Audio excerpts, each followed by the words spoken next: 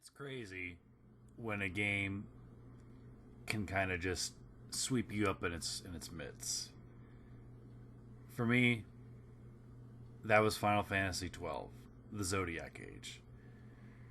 The original game was released on the PlayStation 2 on March 16th of 2006, and then the Zodiac version, the version that I recently played, was released for the PlayStation 4 in 2017, and then for the Switch and Xbox in 2019.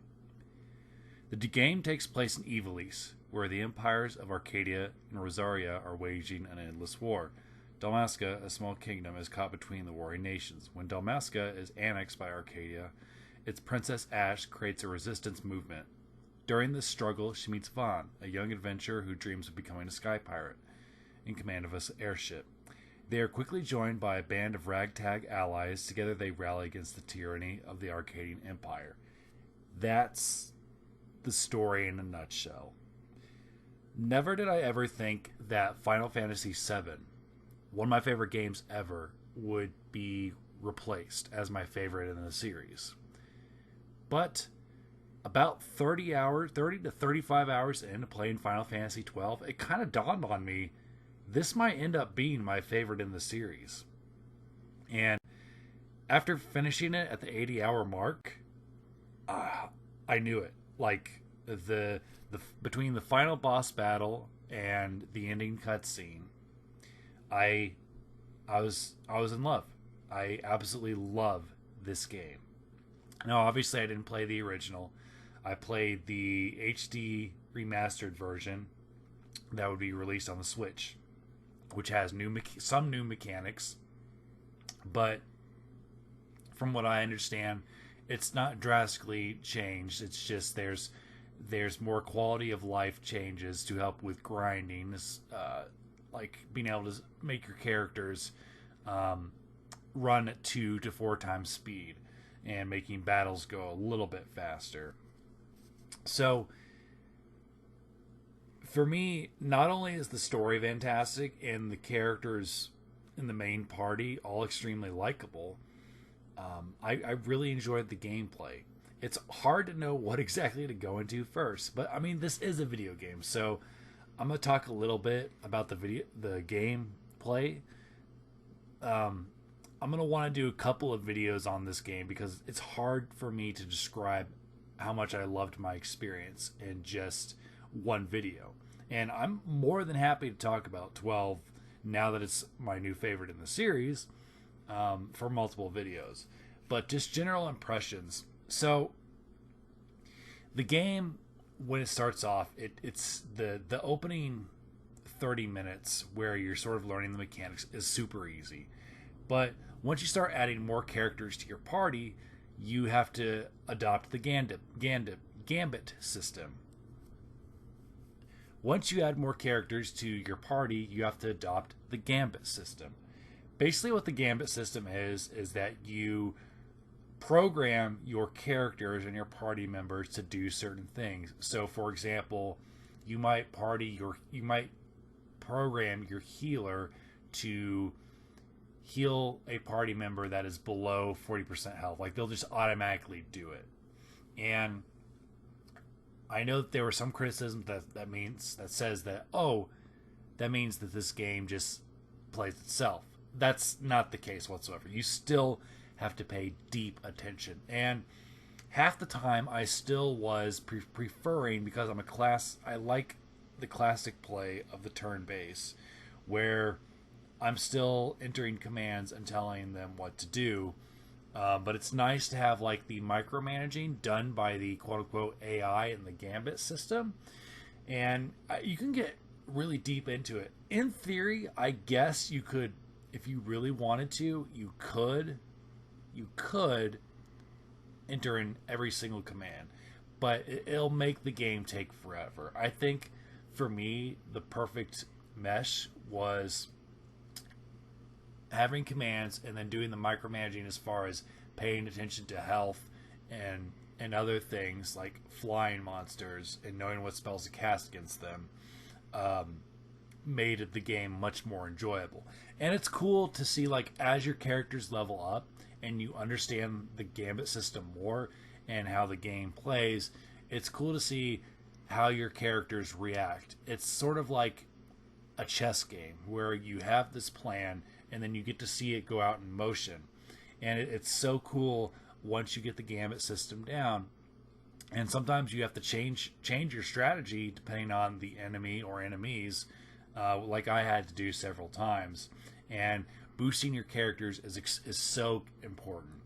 And not only is leveling and learning the gambit system so important, there's also a license board where you can add certain abilities, like train your characters to be proficient with certain weapons, giving them more health, more spells that they can pick from, and even summons at some point.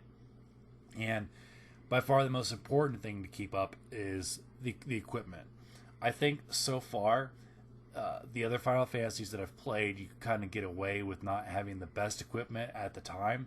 But Final Fantasy XII kind of almost punishes you if you don't have equipment that is appropriate for where you're at in the game.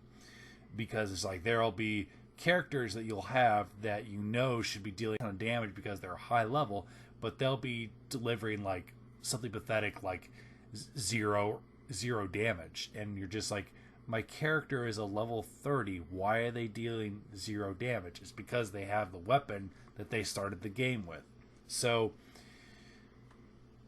earning gil through finding treasure and taking hunts is super important. And what hunts are is that there are these hunts, basically side quests that you can get in most taverns, and they basically tell you to go find a certain creature or whatever, and you'll earn gil and potions and sometimes magic items. And it's a lot. Like, it's a lot to get into. This is not a Final Fantasy for first timers, for sure. Like, I don't think, even though this is my favorite in the series, I don't think I could recommend this to somebody that has not played any of the other ones. I think that you have to play at least one of the other turn-based or action-based ones before trying this one, because the gameplay and planning out your party mechanics is so complex that I think that somebody that has never played a turn-based game would be super overwhelmed. Like, they wouldn't know what to do. And this game is very long. Like I said, it took me 80 hours to beat the story.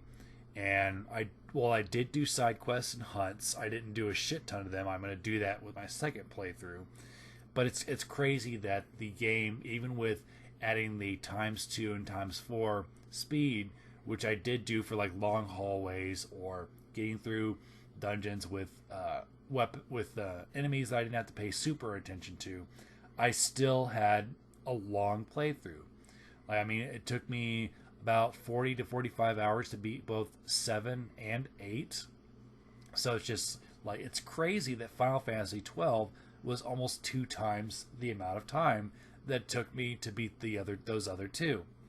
And another thing that I really appreciate about this game is that the main characters are all taken very seriously. Not to the point where they're boring, but the thing is, sometimes even with 7, there are a couple party members that are kind of annoying, especially like Kate Sith and to some extent Yuffie. She's not that bad, but Kate Sith, I could have done without him being in the game whatsoever. But everybody in Final Fantasy XII is likable. Even the characters like Vaughn and Pinello, who don't have much to do, especially Pinello, are never really annoying. They're young kids, but they don't cause any annoyance that much in the story. So, as far as characters go, you have Ash, who is the princess. She was sort of my main character, and she's sort of the one that is leading the party and is sort of the one that is the cause for everything. And then you have Bosch, who I think, if I understand right from the development of this game, was actually meant to be the main character, and him or Ash would have been far better than Vaughn, who I'll get to here in a moment. But Bosch is basically a disgraced knight. The king of Dalmasca was killed under his watch, and in fact he was framed for it, supposedly. You're not sure for a good portion of the game. Um, and he's a very interesting and cool character. I really like him. Then you have Vaughn, who is the character you're forced to play whenever you go into any major city, and he is sort of this street rat, sort of a mixture between Luke Skywalker and Aladdin. And his big hang up at the beginning of the game is he is upset over his brother's death during one of the main conflicts. That's one of the reasons why he hates royalty or anybody in the Arcadian Empire. And he hates Bosch at first because he thinks Bosch might be responsible for Rex's death. And you play Rex actually during the first tutorial at the very beginning of the game. You get to see that, which I think it's really cool. Yeah, Vaughn, and then you have Penelo. She is Vaughn's best friend, not a love interest at all, almost like a little sister, if you will. And she has really nothing to do with the story. She kind of is just there to keep Vaughn out of trouble, really. She doesn't really have an arc. She does have some interesting scenes with a side character named Larza, probably one of my favorite side characters. And unfortunately, she just doesn't have much to do. But I will say that I like her more than Kate Sith because she doesn't annoy me. She is at least likable and doesn't get on my nerves. And I could say that about all the characters. Like, they're all interesting in their own way, even the two that I think are the weakest as far as like character content.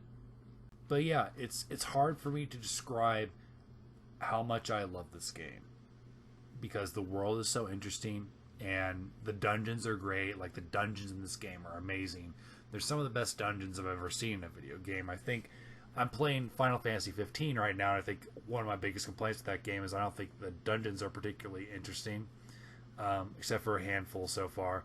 But every dungeon in 12 is great. Like, the bosses at the end of each dungeon are incredible and difficult at times. And the puzzles that you have to, from getting some areas, are really intricate. And I did play this sometimes with a guide. Like, if I got stuck, I did use the guide from time to time. And the old guide from 2006 is still useful for the Zodiac Age, so keep that in mind. But Final Fantasy 12 has dethroned 7 as my favorite in the series and has become one of my favorite games, and I can't wait to revisit it. And that's crazy because I put 80 hours into the game, but yet I'm already looking forward to the next time I get to play it. I don't feel like I need to be done with it for a long time.